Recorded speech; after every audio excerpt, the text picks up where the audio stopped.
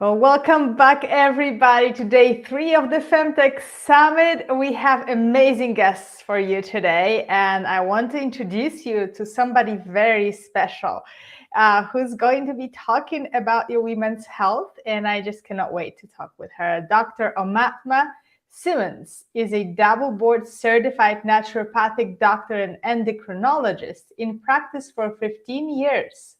Dr. Aumatma supports badass power couples to create the family of their dreams and also trains doctors who want to specialize in fertility. She's the best-selling author of Fertility Secrets, What Your Doctor Didn't Tell You About Baby Making. She is on a mission to help bring healthier babies into the world by creating healthier parents and the planet. Dr. Aumatma has been featured on ABC, Fox, CBS, KTLA, Mind Body Green, and The Bump as the holistic fertility doctor. Well, let me bring her on. It is such an honor and pleasure to have you on, Dr. Aumatma. Yeah, nice to be here. Thank you so much for having me. Of course, beautiful. Well, I'd love you to tell us a bit your story and how did you get inspired to get into the subjects of fertility and bringing those healthy babies and healthy parents into the world? Yeah, so I had already been a naturopathic doctor by that point, and I was married to this man, woke up with him like wanting to have a baby, and I was like, "Oh my God, I do not want to have a baby with this person." And it was kind of a shocking moment for me because obviously I had married him, but I had never like thought through whether or not I wanted to have children or when that would be or with who that would be. So when my body, like my uterus in particular, was very much anti having a child with him, and I started going down the rabbit hole of how do I, what do I do? Because if I don't have a child, that means maybe I'll never have a child, and if Mm. am I okay with that? And I realized that I do want to have kids. I just wanted it with the right person. So I did a lot of work on myself to preserve my fertility. 8 years down the line, I had a baby with the right person. But I, in the process, just ended up getting really passionate about supporting women to have that choice, to be able to make the choice of when and with whom they're going to have a family. And I think it's a decision that we don't take lightly. So for me, I think being able to have empowerment and being able to have choice in the matter is what I feel most passionate about. So yeah, that's my story and how I got into fertility. Yes, I mean, that is so beautiful. And it's so, this is why we're here for too, to show women that there is so many more choices and so much more empowerment that we can bring to our lives as long as we're informed, as long as we know, right? And so I thank you Yes. for all that you're doing. And so let's jump into fertility. And I would love to talk about fertility, but also the journey beyond as well for women. Yeah. So Yeah. why Yeah. is fertility such a growing struggle? Well, I think there are a lot of reasons for it. There is one thing that's happening, which is obviously women are waiting till later in life, right? And I think that that is getting blamed for the decline in fertility a lot. Like, there are so many doctors out there that are happy to tell women, oh, you waited too long, and that's why you can't have a baby. But in reality, I think that it's not so much age alone. I think it's age plus what we've done to our bodies over time that is really playing a role in whether or not we're going to have a child and how quickly and how easy is it going to be. So I think that the age thing is somewhat of a myth and somewhat of a reality, but really keeping in mind that it's not just your age. There are so many women that we've helped over the age of 35 get pregnant, no problem. They go on to have two babies, but it's really when they have optimized their body and really like have addressed all the other things. So the other things that I think are happening is the massive overuse of toxins in our environment. It's the plastic that's everywhere. It's glyphosate that's sprayed on cotton. Cotton is the biggest plant that gets sprayed with Roundup, and Roundup or glyphosate is detrimental to reproductive health. So cotton turns into pads and tampons. We put those into our reproductive area, and voila, like all of a sudden we can't get babies. So that, I think that's a major factor, the toxins in our environment, everything from the food we eat to the air we breathe to what we're putting onto our bodies, our skin, our makeup, literally like every single aspect of that could use a revamp. And then I think the last factor is just the, and I hate saying it this way, but it is like our bodies are not equipped to deal with the stress that we have around us. And toxins are part of that stress, but I think the other piece is like there are the internal toxins, lack of sleep, the food that we eat, all of that, but then the external stuff that has to do with, is our body capable of dealing with the environment and the world the way that it is, the fast moving pace and the fast lifestyles that we all tend to live, including myself. So I think that, you know, a lot of people get this advice of just relax, you'll get pregnant. And it's, in a way, it's terrible advice because it's sort of like saying, don't think of red. And the only thing you can think of is red. The just relax advice is a little bit misnomer, but I think that we do have a lot that's happening, and our body is just, I think of it as like, how do we increase our stress resilience rather than how do we lower our stress? Because stress is here to stay. It's either we evolve or we don't. And my approach with it is like, let's evolve. We can do this. We can be exposed to the stress that we're exposed to and not have our bodies in a constant state of fight or flight. Yes, I love this perspective. And before we get into the solutions, I would love for you to say a little bit more about the toxins, because we have women who are listening Yeah. who may be on the fertility journey, but also maybe past those years. And I imagine that we all are affected by toxicity as it affects our hormonal system. Can you explain really, in a very simple terms?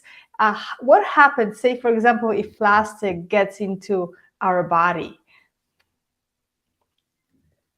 Yeah. So plastic is probably the biggest toxin that is of reproductive harm. And because most plastic is made of bisphenol compounds, that's BPA, BPS, BPF, there are a lot of them.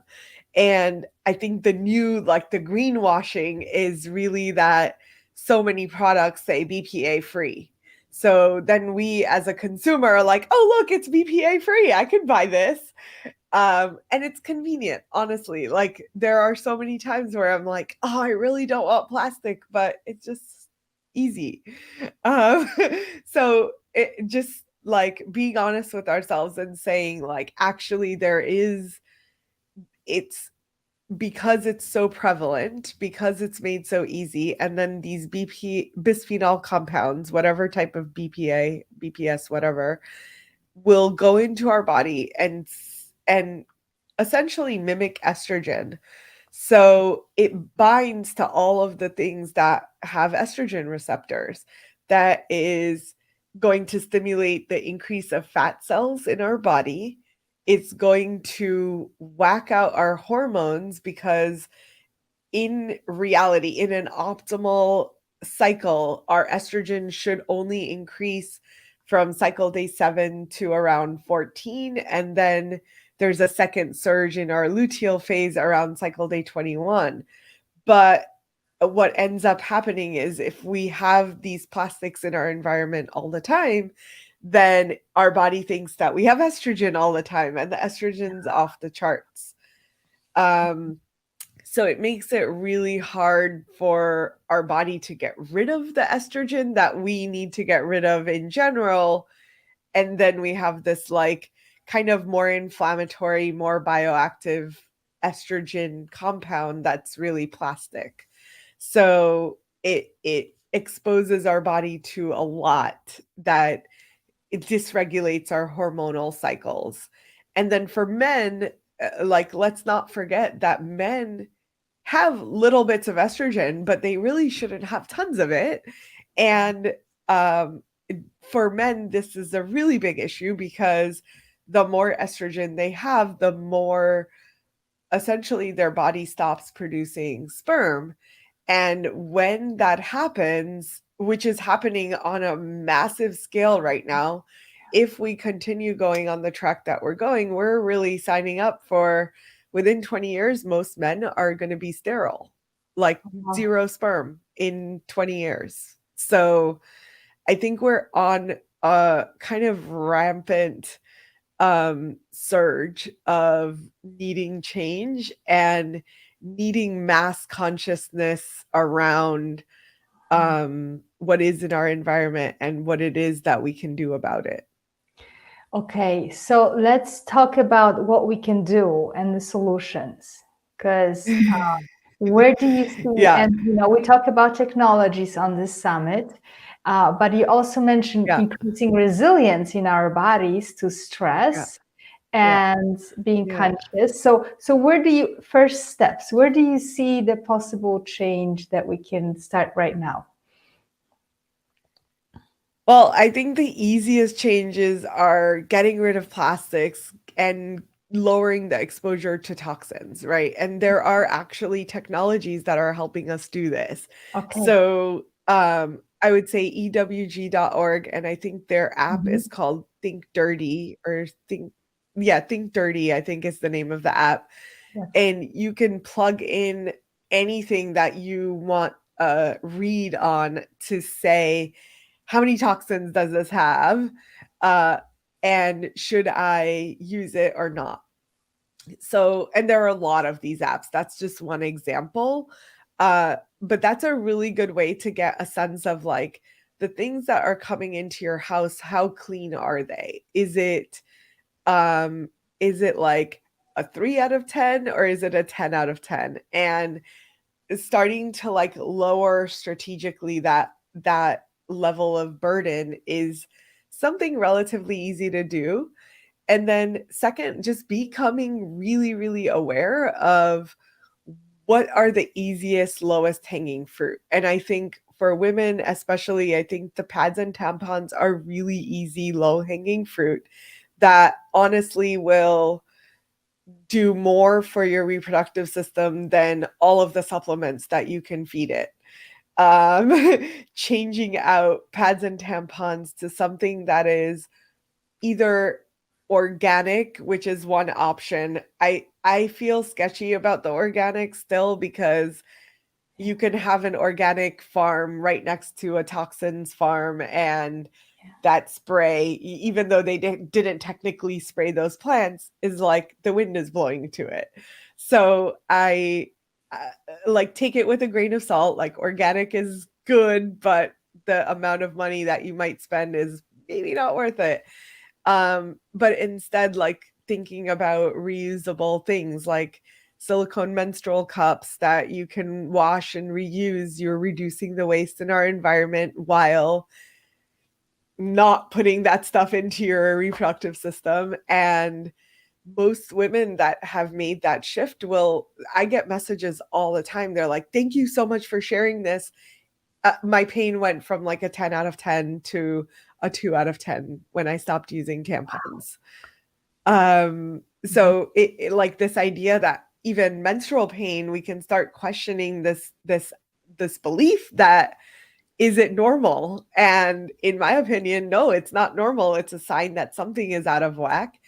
And if we can get that pain down significantly from one simple shift that like you can make, it's saving you money, it's saving the environment, it's like probably one of my favorite swaps. So please go do that today. Amazing.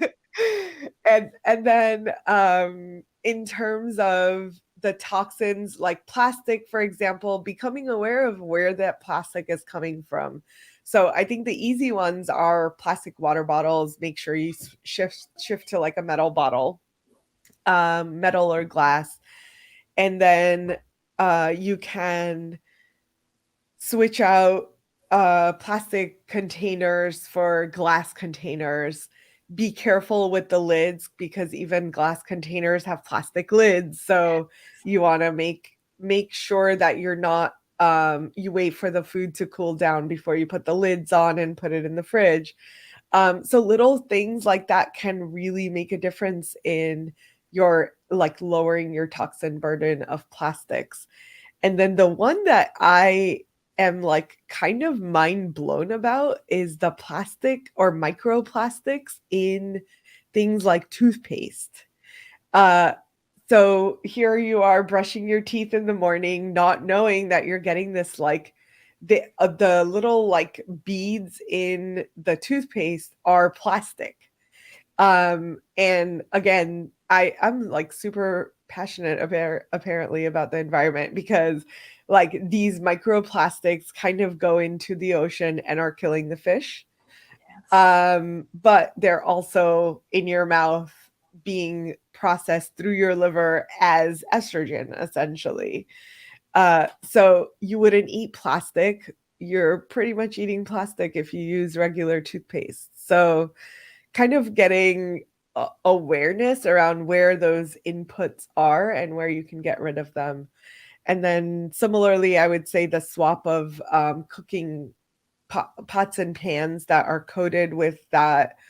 Um, I think they're called PFCs. It's like the anti nonstick coating Yeah. is Mhm. extremely toxic to the reproductive system. So those shifts are relatively easy to make, and they're kind of like they're an investment upfront, but they're a one-time shift. You're not going to keep needing to buy more and more and more. You shift it once and you're done. So those I would start there as far as like how to improve the toxin burden in our bodies. Great. So, yeah, and this is such an important conversation. Thank you so much for bringing this up. And, we talk about technology featuring femtech entrepreneurs and founders here on the summit. And can you say more on, how technology can support fertility and hormonal balance? Where do you see that going? Yes. And by the way, if I can interrupt, I'm sorry, because we have a question from a viewer and she's Mm. asking about period underwear Oh, for yes. the daughters.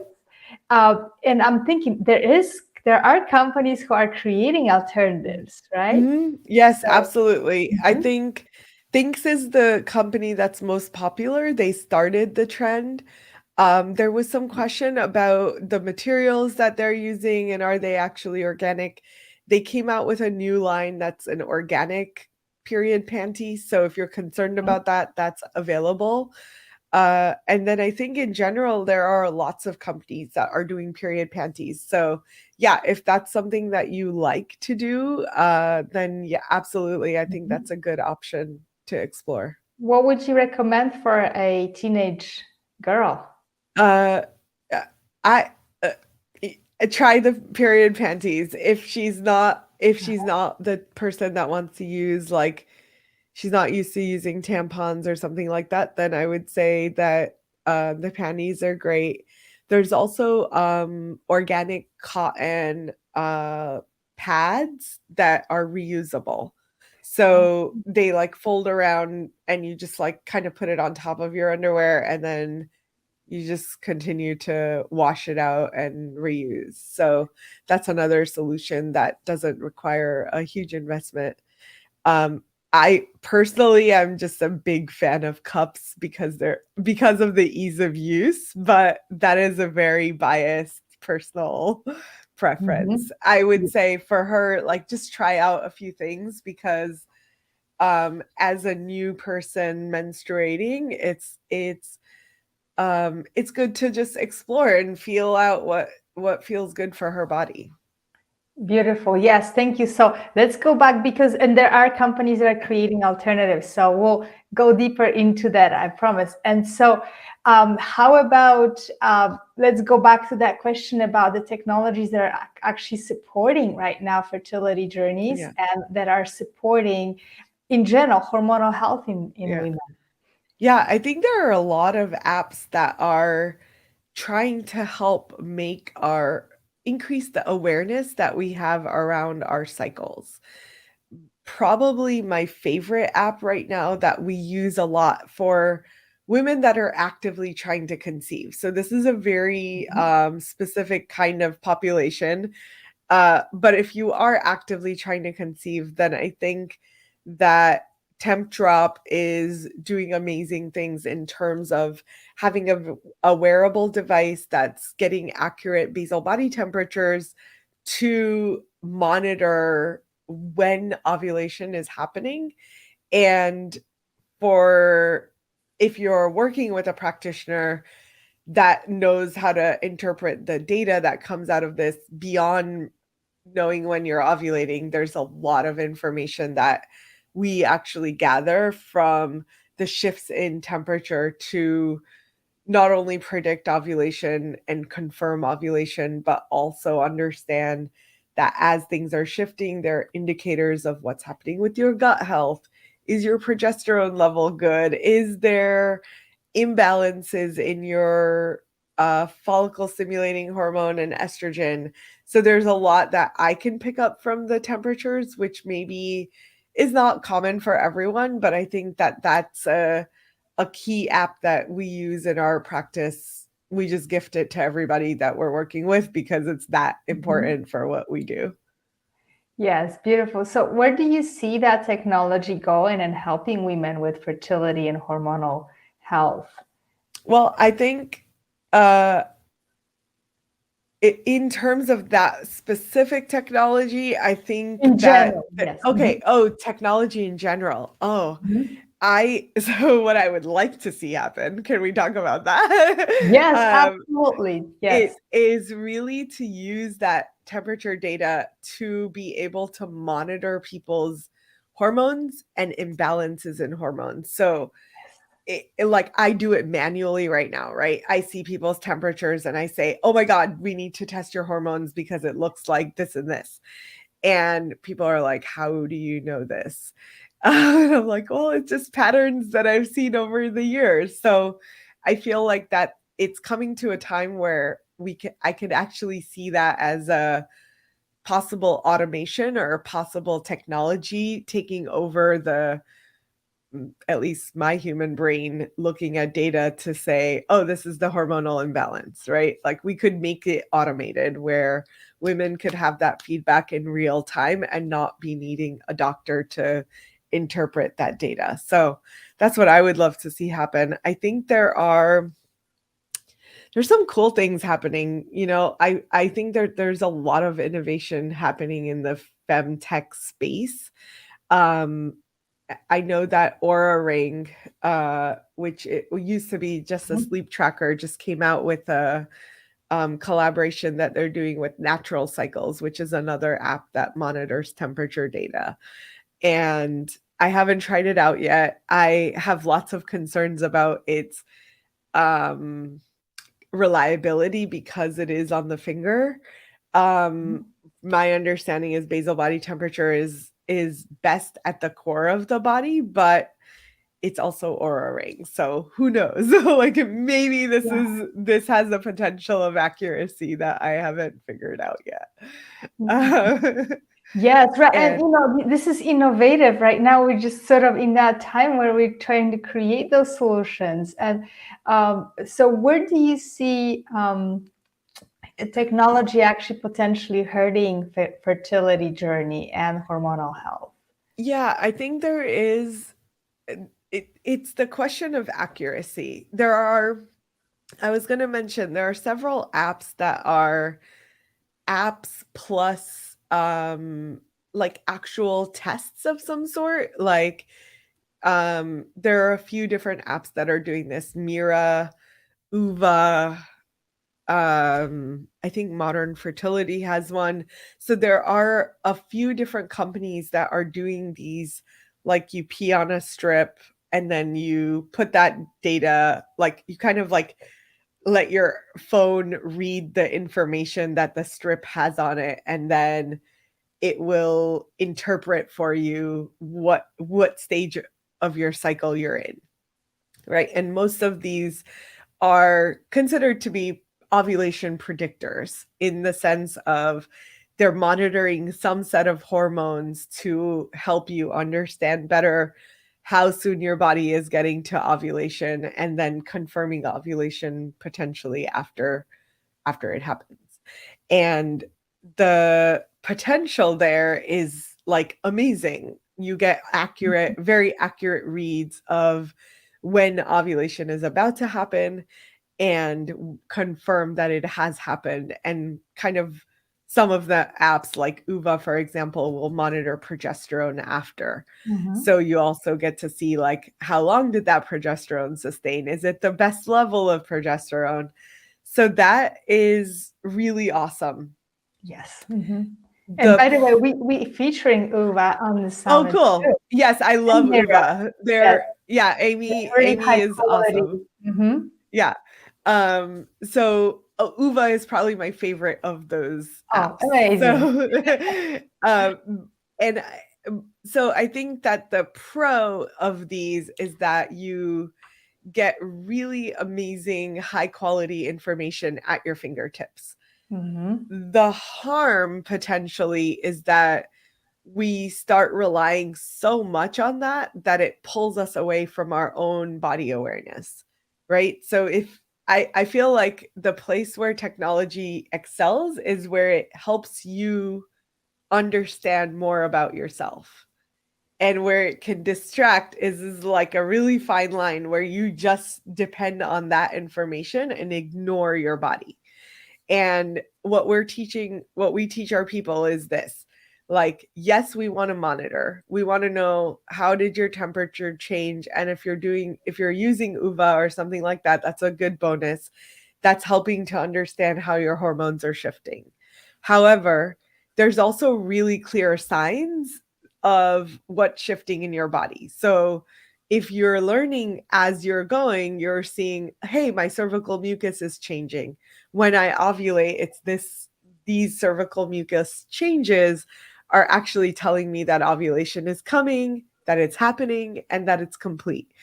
And then same with sex drives. So really like layering those informations together rather than viewing it as like I only need the tech data and I don't need to pay attention to anything else. So I think that's one piece of it. The other piece is that there is a potential that some of these apps take us down the wrong path in terms of accuracy. So there are some questionable, not UVA, but there are some very similar ones that I think are highly inaccurate, and I do not prefer when people are using those because I don't trust the information that's coming out of it. So that's the second layer. And then the third layer is just massive confusion in what information something is actually collecting. So there's like period trackers, which are there are at least 50 off the top of my head. If you put in period tracker in your app store, you'll find massive Mhm. ones. And those are only, they're not collecting any data. So they're not even based on temperature. They're not based on anything. They're literally based on you enter the date you started menstruating Mhm. and you enter your next day one. And based on that, it's using math essentially to calculate when you're ovulating. And I've seen a lot of people go awry when I say, "Oh, are you tracking anything? Are you tracking your ovulation?" And they're like, "Oh yeah, this app tells me I ovulate on cycle day 14." And I usually am like, "Yeah, that is actually not accurate, and you're probably not having sex on the right day if that's all you're using to support your conception journey." So I think those apps are fine. I think that they're useful as, let's say, a 15-year-old who just started menstruating, who's trying to learn, like, oh, are my cycles 28 days or 29 days? That's a great way to learn. Mhm. But they're not good at people who are actually trying to conceive and who are sometimes on a clock where they are running out of time, and they're relying on the wrong tools. So I don't think it's the tool that's the problem. It's just the lack of awareness and what they're promising that you can gain out of that, if that makes Yes, sense. yes. Well, thank you so much for bringing that up. And, we've talked throughout this summit a lot too about how technology is amazing, and some of those apps and devices that are actually tracking your hormone levels are really incredibly useful. But we couple with our body awareness and with knowing our bodies and paying attention, and that's where it becomes powerful.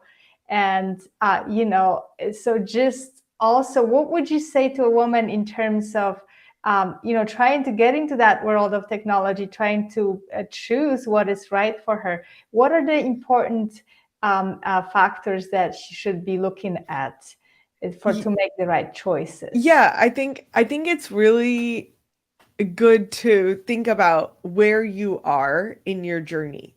You don't need something like UVA if you are not trying to get pregnant, right? It's like a mismatch of technology, and you're going to spend a lot of money getting information you don't need.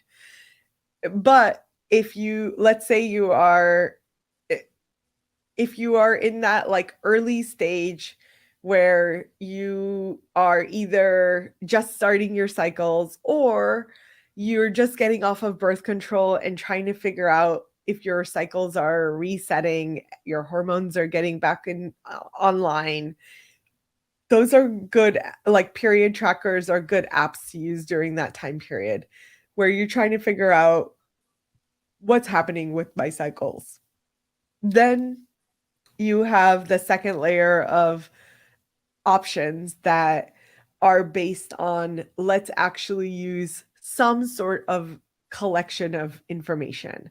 And I think I would probably put like Aura Ring Natural Cycles, and there's another one, I forget what it's called. The Ava bracelet Mhm. is a bracelet. So again, both of those are kind of extremity apps, and I think potentially collecting good information.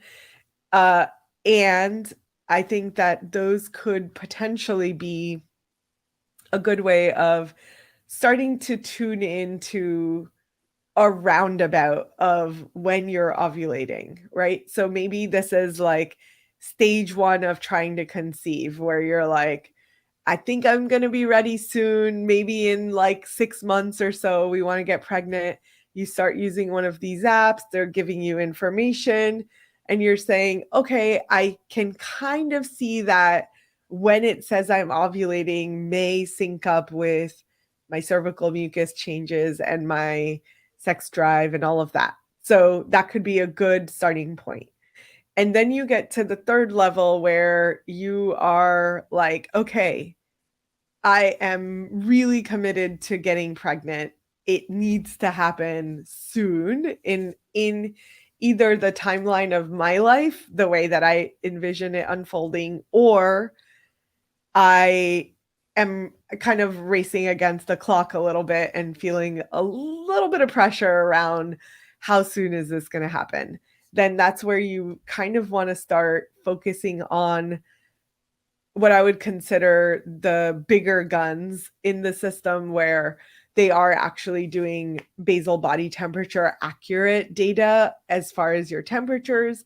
And at that point, you may also be starting to look at, how can I better understand the data that I'm collecting? So at Yes. that point, I don't want to just Mhm. collect information. I want to understand that information. And I want to say, who can I talk to like look at these charts and either tell me or teach me how to read that information from the perspective of what's happening with my hormones, where, like, when am I ovulating? Is it the right place? Is there enough progesterone being produced? So getting that information is probably level 3.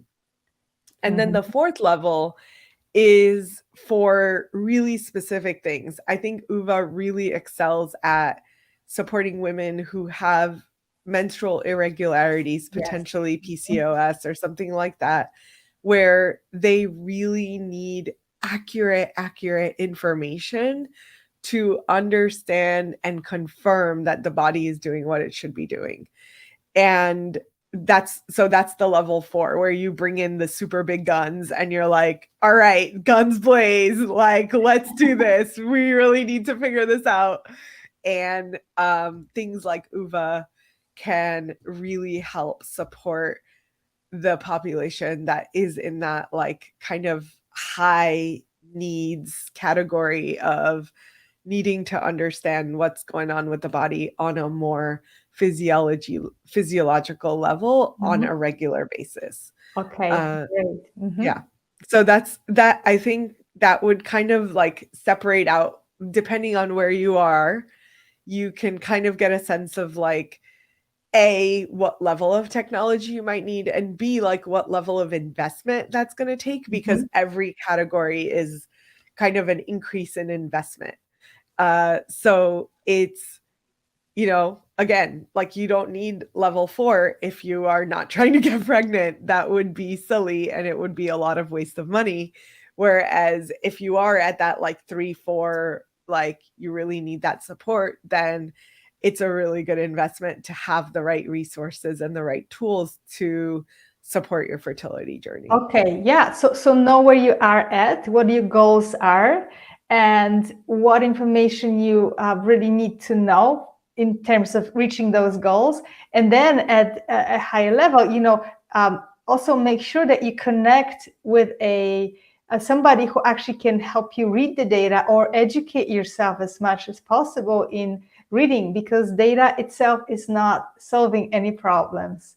So, No, no. mhm, And it's especially with temperature data, I think it has been unvalued or undervalued. That's the right word. mhm. It has been undervalued in the sense of, people do it because they heard somewhere that they should, but they actually are sitting on a gold mine of information that they Okay. could very quickly use to figure out what is going on with their fertility. So I love it when people come in. As I sometimes see clients that are like 3 years into their fertility journey and they're like, I have 3 years of temperatures. Nobody looks at this stuff. What do I do with it? And I'm like, great, let me look at it. And I flip through their phones and very quickly can be like, oh, you have high estrogen. And they're like, how do you know that? Like, I Yeah, see the right. patterns, right? So it's Mhm. it can be so valuable to have that information combined with someone who can just, like, quickly read the patterns for you, and like, the collection of that information is not gone to waste. It's actually, with the right person, with the right tool, it can be like a game changer.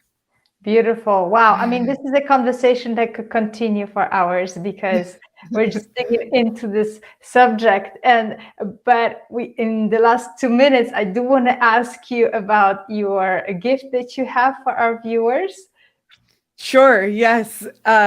So I think our gift is the cheat sheet. Am I correct? Yes. Okay, good. I was like, I um, know.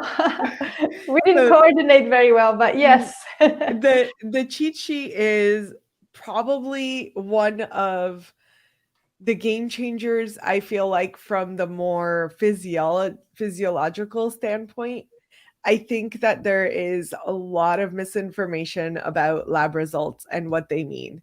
And we didn't talk about this, but your technology results, like even Uva, which I consider to be like one of the best apps and Mhm. technologies out there, Great. it's not enough to understand your fertility from that perspective of what's happening overall. It's a really good monitoring system. It's a really good system to like red flag that things might be out of whack, but it's not a good system to understand your full fertility. So Mhm. a lot of people message me and they're like, "Hey, I have these like I have all my data from Mira and it's monitoring LH and estrogen." And I'm like, "Yes, and that's not enough for me to Yes. understand what's going on Okay. with your fertility." So the blood testing is really, really, really important for anyone who is struggling with fertility, who wants to figure out why they're struggling with fertility. So there are 4 sets of tests that I usually recommend on cycle day 3 of the cycle. It is a blood test. So either it needs to be a full blood draw, or there's some really decent companies that are doing at home testing through a finger prick. Modern Fertility is one of those. Mhm. And they would be able to give you information, give you data essentially. They'll Mhm. give you like, here are what your labs look like. And then you look at those numbers and sometimes they say everything's normal. And most of the time your doctor will say everything's normal. And then people come to me and I'm like, actually everything's not normal. And they're like, what? I don't Yeah. understand. So I created this cheat sheet to Mm. essentially fill the gap between talking to a conventional doctor and talking to someone like me who is Beautiful. taking that Wow. same information and saying, yes, it's normal, but that may not be optimal. And that may actually be the reason why you're not getting pregnant. Okay, amazing. This is fantastic. Like, you're bridging that gap, and we Yeah. absolutely need that. So everybody, if you would like to get Dr. Aumatma's gift, just text Aumatma, her name. I just put it in the chat to 740-908-8425. And I have to say that our next interview is starting in 2 minutes. We are on a really Awesome. crazy ride here with the summit, but this was amazing. I would love to get again together and go deeper into those subjects because it's so incredibly important. And I want to thank you so much, Dr. Matma, for coming on the show. And Absolutely. Thanks for having me, yes, Monica. we're sharing the link. Everybody, please, you can text or wait for the evening email to get that cheat sheet and share it with your friends as well. So we're gonna see you on the other interview in 2 minutes. And such a pleasure to connect with you, Dr. Matma. Likewise. Thank you so much for having me. I wish you all a great rest of your day. I know that the summit is going to rock your world. So listen to all the awesome talks and really like take what you need from it and put it into use. Thank you very much. We'll see you soon. Awesome. Bye.